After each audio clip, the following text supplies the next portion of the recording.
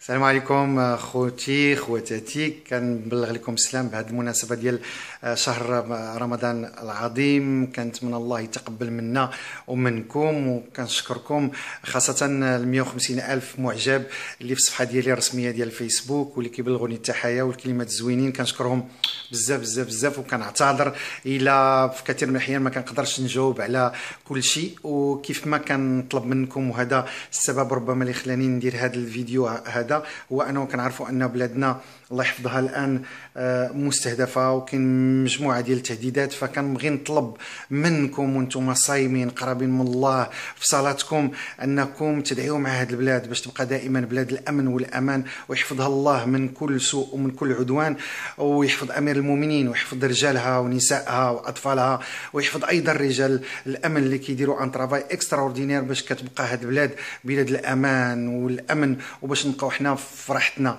ما تنساوناش من الدعاء ديالكم ودعيوا مع هذه البلاد، واللي مريض الله يشافيه، واللي في السجن الله يطلق سراحه. ف شهر عظيم والله كيتقبل فيه الدعاء ديال العبد ديالو، لانه كيكون صايم وقريب من الله. فادعوا مع هذه البلاد السعيده. شكرا لكم.